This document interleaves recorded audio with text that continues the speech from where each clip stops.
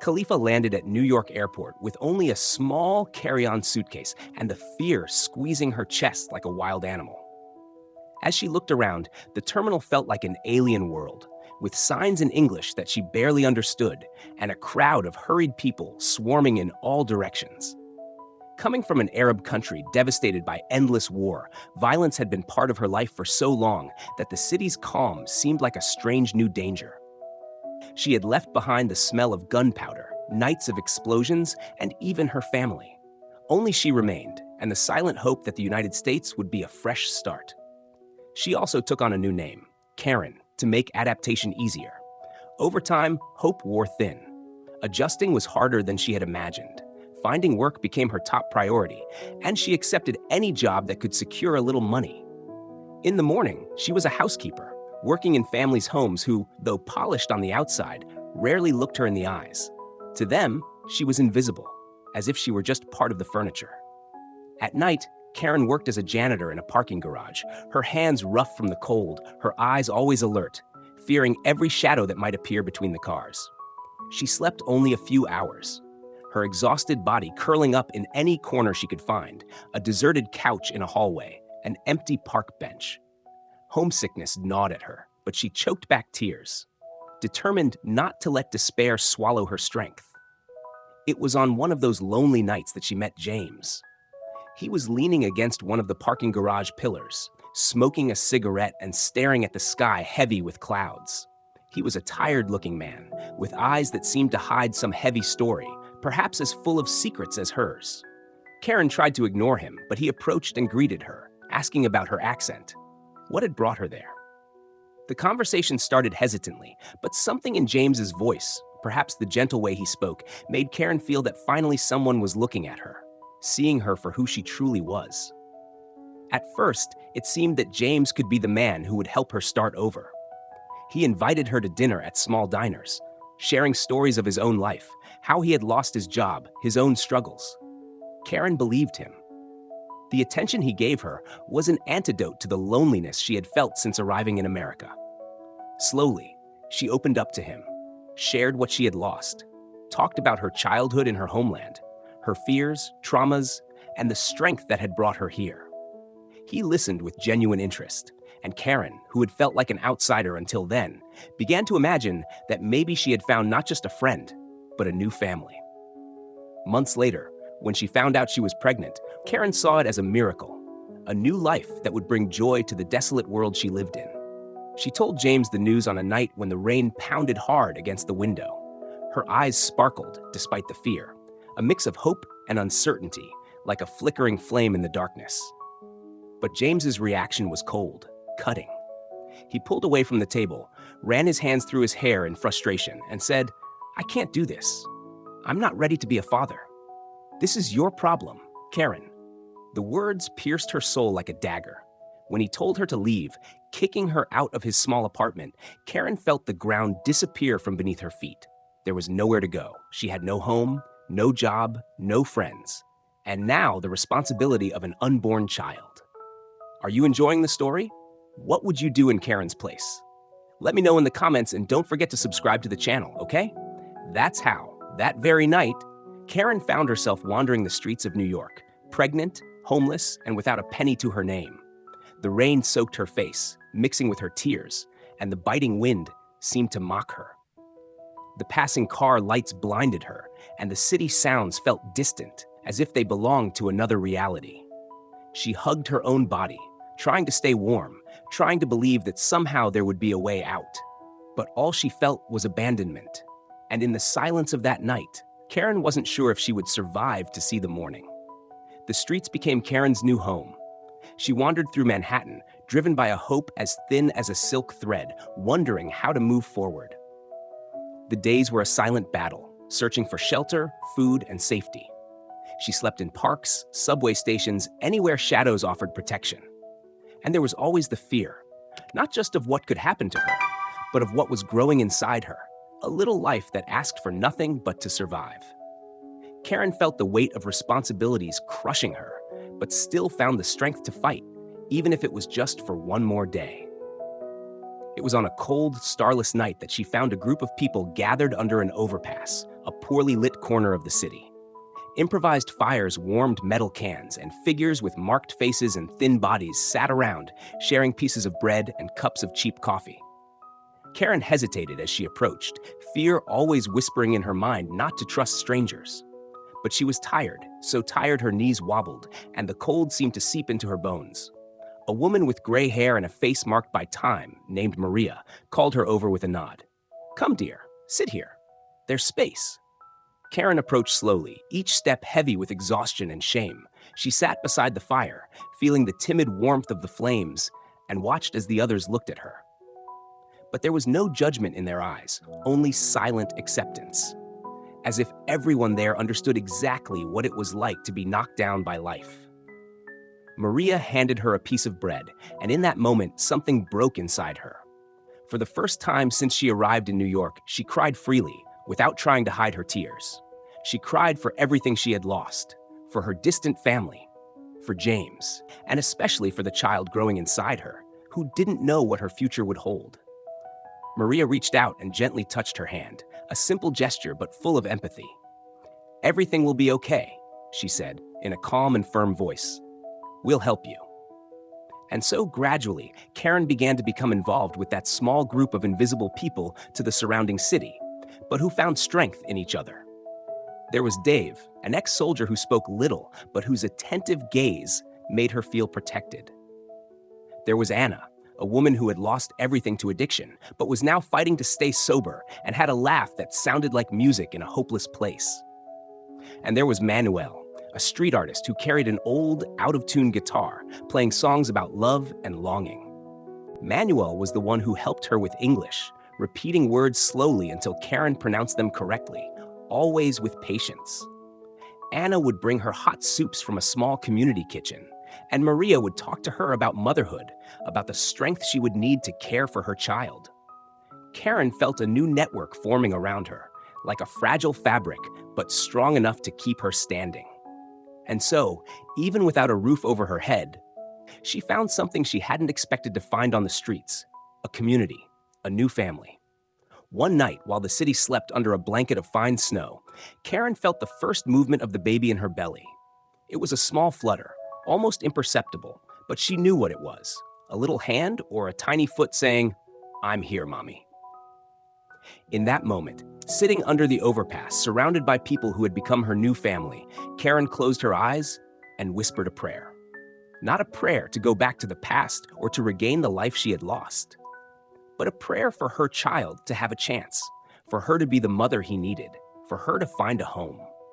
Winter passed slowly, but it did pass. Karen continued working when she could, cleaning streets or helping in community kitchens, always trying to save some money. Even when the cold was almost unbearable, she clung to the idea that it was temporary, that somehow she and her child would find a safe place. Sometimes, old fears would wake her at night, dreams where she was swallowed by the chaos of her homeland, James's face turning away from her, the fear of losing her child. But when she woke up, she saw Maria sleeping beside her, or heard Dave's low snores, and she remembered that she was no longer alone. Then one morning, while walking with Anna to a church that distributed coffee and clothes, Karen saw a notice on a bulletin board. It was a call for a shelter for homeless pregnant women, a place where they could stay until their babies were born, receiving support and care.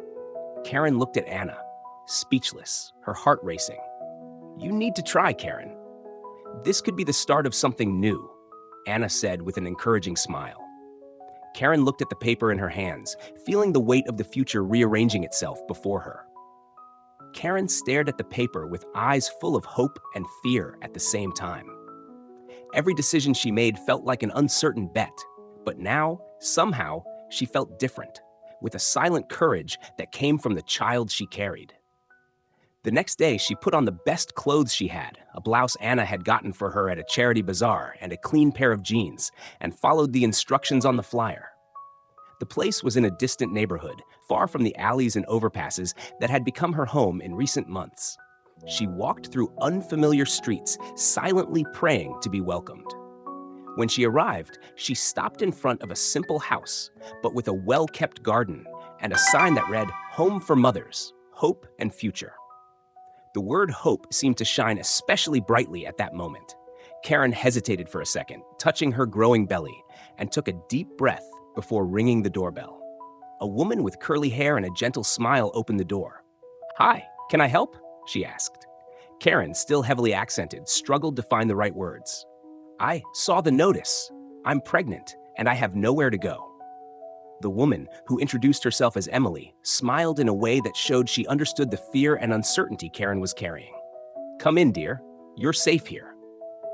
And with those few words, Karen moved from the cold sidewalk into a welcoming environment where the air smelled of fresh coffee and baking cookies, and the walls were decorated with colorful paintings and photos of smiling mothers and babies.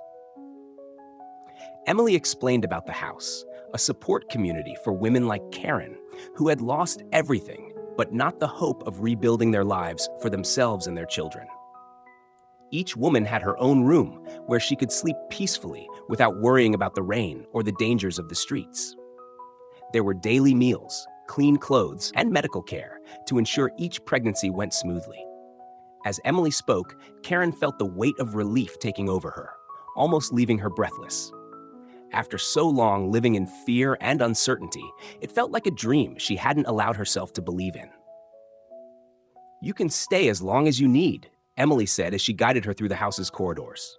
"We'll help you prepare for your baby's birth, and afterward, help you find a stable job and a safe place to live." Karen nodded, unable to speak, the words stuck in her throat. Emily led her to a small but comfortable room with a twin bed covered by a light blue quilt and a window through which sunlight streamed, warming the space. Karen touched the sheets, incredulous at feeling something so soft and clean, and when she sat on the bed, it was as if her body could finally rest. It was a feeling she hadn't experienced in a long time. That night, lying safely away from the cold wind and constant fear, Karen closed her eyes and for the first time imagined her future. It was no longer an uncertain and hazy future, but something real. Her, holding her baby in her arms, whispering words of affection, offering the love she had lost herself, but was now finding the strength to give. It was as if the darkness that had surrounded her for so long was finally dissipating. The following days were filled with peace and learning. Karen met other women in the house, each with her own story of pain and hope, and they supported each other like a sisterhood. There was Laura, who had fled an abusive husband, and Sarah, who was alone after being rejected by her family when she announced her pregnancy. Every conversation with them was like looking into a mirror. They understood her fears, her struggles, but also shared the strength they were rediscovering together.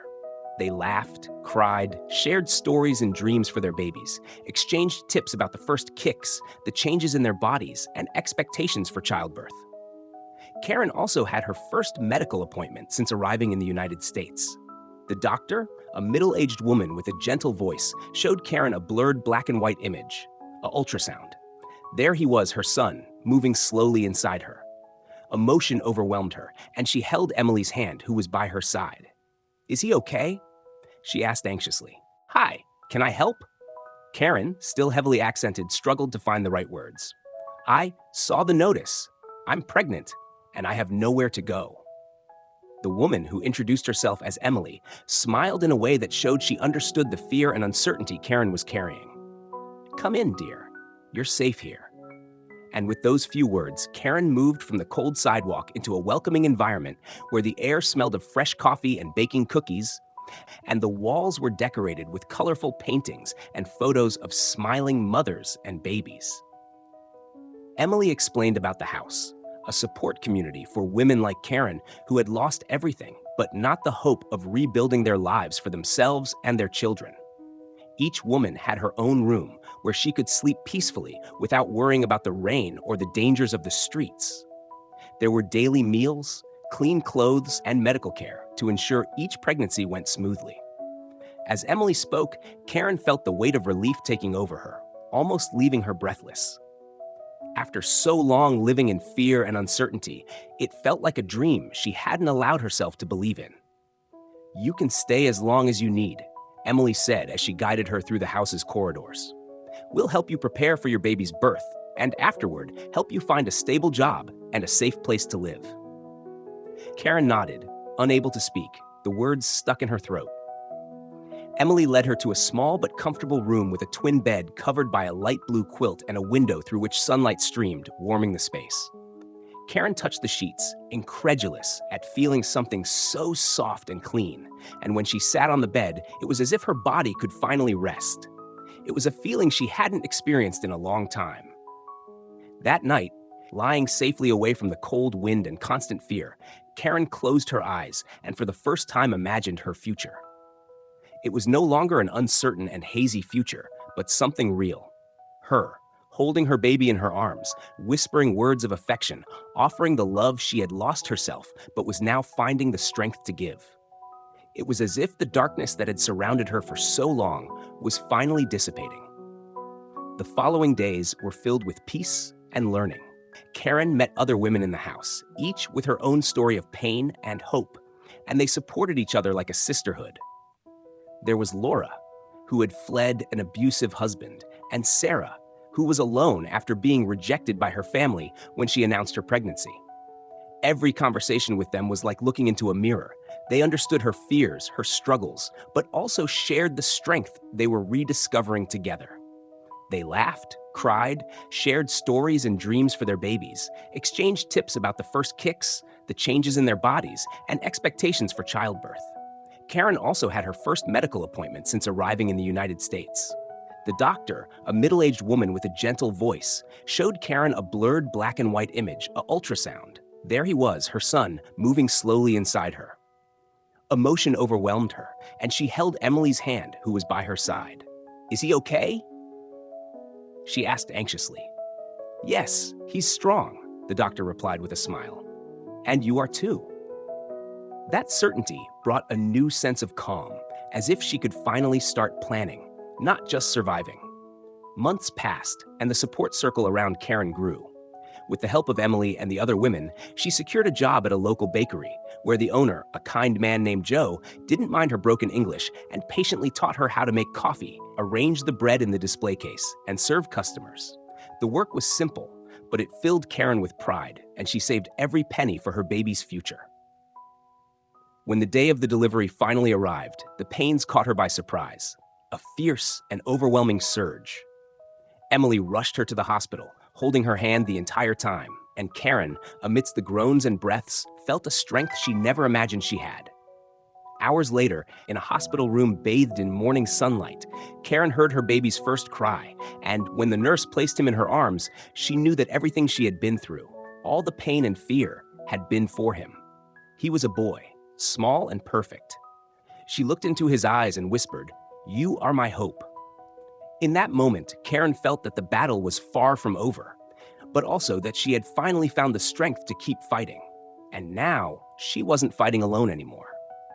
The first weeks with the baby in her arms passed in a blur of sleepless nights and days filled with tenderness and discoveries.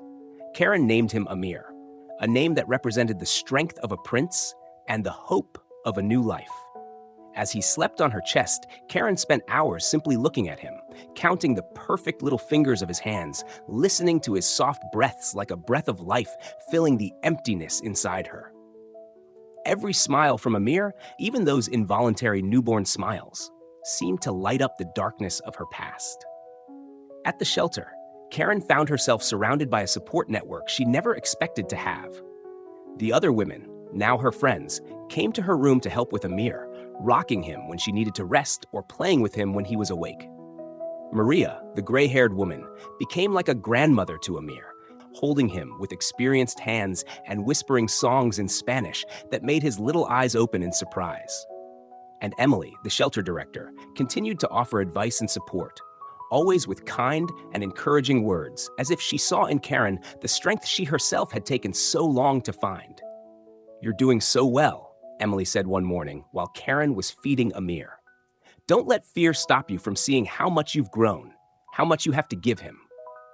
Working at Joe's bakery also became an anchor for Karen. She arrived with Amir in his stroller, wrapped in blankets, and while she prepared bread and served customers, he stayed in the corner of the kitchen, nestled safely.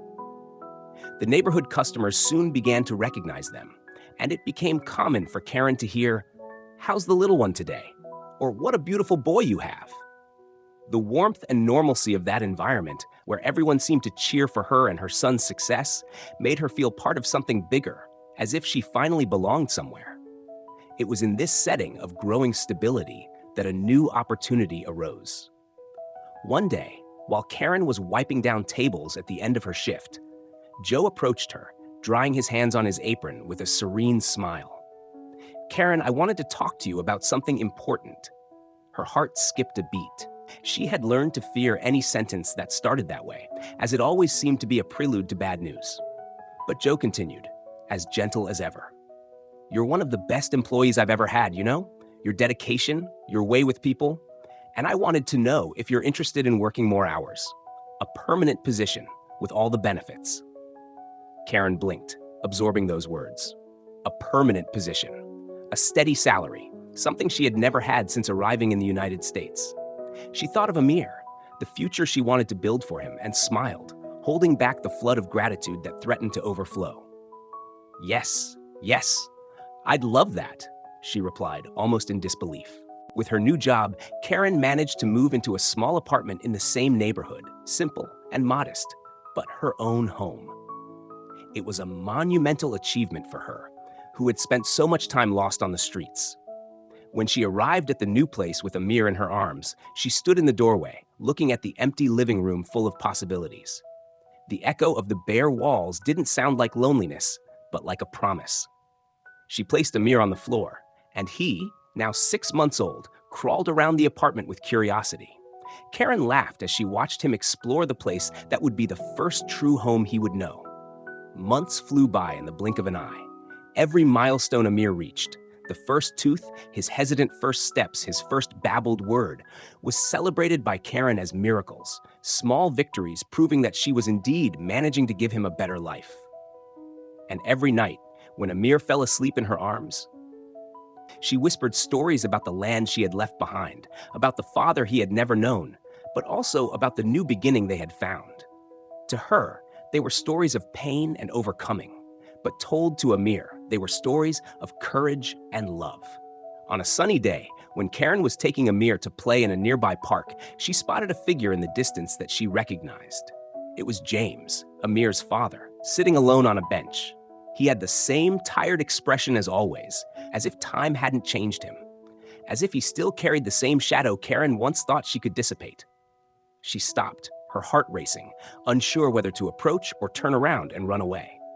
Amir, in her arms, looked at her with his big, curious eyes, and Karen knew he deserved the truth, even if it was still too early for him to understand. Taking a deep breath, Karen approached. James looked up, his eyes widening in surprise at seeing her with a child. He opened his mouth to speak, but Karen raised her hand, interrupting him before he could say anything. "This is Amir," she said, her voice firm. "Your son." James seemed unable to speak, guilt and surprise etched on his face. Karen, however, felt her voice wouldn't falter. "I didn't come here to ask anything of you. I just wanted you to know. So that one day, when Amir asks about his father, I can say I did what needed to be done." James nodded, but couldn't look directly at Amir. And in that moment, Karen realized he would never be ready to be the father Amir needed. And that was okay, because she had enough strength for both of them. She turned, held Amir closer, and walked away. As she walked through the park, the sun shone above her, and Amir's laughter echoed like music. Karen felt a wave of peace, a deep certainty that the path she was on, though difficult and full of obstacles, was the right one. She knew there would always be challenges, but she also knew she was no longer alone. She had found her place, and there, between the tenderness of the present and the hope of the future, she knew everything would be all right. And so, Karen continued walking, one step at a time, her son in her arms and the whole world ahead of her.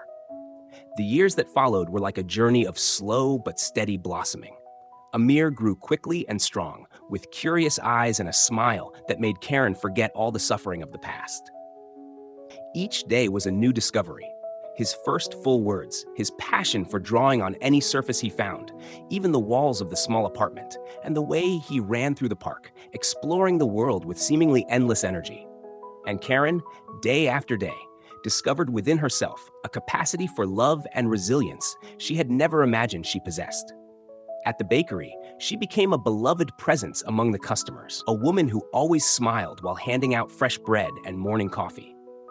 Joe became like an older brother to her, always ready to listen to her worries and help her find solutions.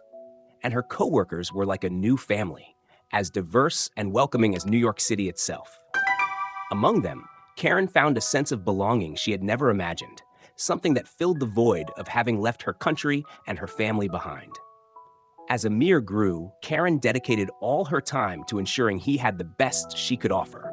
She saved every penny for his education, took him to the library to pick up books and develop his imagination, and spent hours explaining the words he didn't understand, the strange sounds of English that were still difficult for her herself. She wanted Amir to have all the opportunities for a bright future, and above all, to know that he was loved and wanted. It was at school that Amir showed he was a special child. His enthusiasm for learning and his ease in making friends quickly caught the teacher's attention, who encouraged Karen to consider extracurricular activities for him.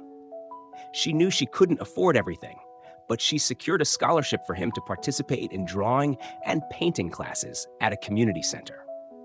Every time Amir came home with a new drawing or painting, Karen proudly hung it on the walls, turning the small apartment into a gallery of children's art. One day, while Karen watched Amir play in the park, drawing figures with colored chalk on the sidewalk, she encountered Maria, the old friend who had helped her when she needed it most. Maria still lived in the city, helping other women and children on the streets, and whenever they could, they met up for coffee and conversation. "He's so big," Maria said, watching Amir with a smile. "And look at that joy." "You did a beautiful job, Karen." Karen looked at Amir, feeling a wave of gratitude. "I couldn't have done it without you," she replied, her voice full of emotion. "You, Emily, Anna, all of you gave me a chance when I had nothing." Maria shook her head. "But it was you who had the courage to keep going, who fought for him every day. And look where they are now." Karen remembered those first days on the streets, how hope seemed fragile and impossible.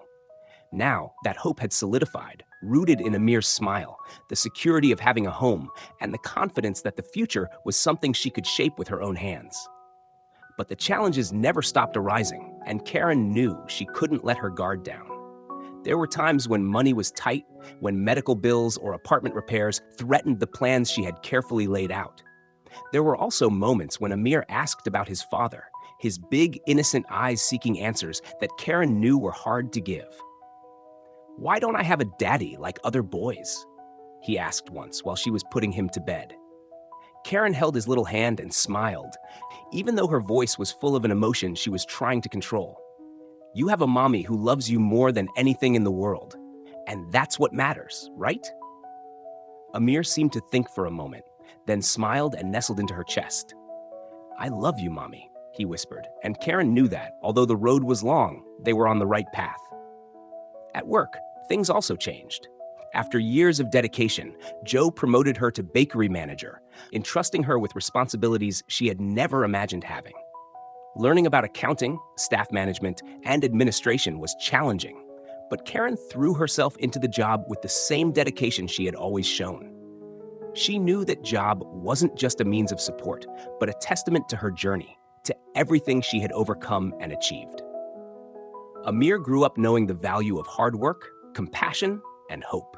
He knew that his mother had left behind a country devastated by war, that they had so little that even having enough seemed a luxury, but he also knew that his mother's strength had built a safe and loving life for them. And so, he grew up with deep empathy, standing up for friends at school, always looking for ways to help those in need. One day, when he was 10 years old, Amir came home from school and handed Karen a flyer. "There's a cultural fair at school next week, Mommy. Can you come?" Karen took the flyer and smiled at him. "Of course I can. And what's your presentation going to be about?" "I'm going to talk about my family, about my story." Karen looked at him, surprised. "About our story?" Amir nodded, his eyes shining with excitement. "Yes, I want to tell how you came from another country, how you fought for me. I want people to know that we never give up." Karen couldn't hold back her tears. She hugged Amir tightly, feeling that in that embrace were all the moments of struggle, all the nights she cried alone, all the days she found the strength to continue. It was as if, suddenly, all the effort and sacrifice had been transformed into something greater, something she couldn't measure in words, but now saw reflected in her son's eyes. It was their story, a story of loss and hope, of strength and love, of a future that began amidst so much uncertainty, but now was as certain as Amir's embrace around her. And that night, Karen knew that whatever challenges still came, she and Amir would face them together. Because they were a family, a new story written with love and courage, a story that had begun in darkness, but now shone with all the light in the world.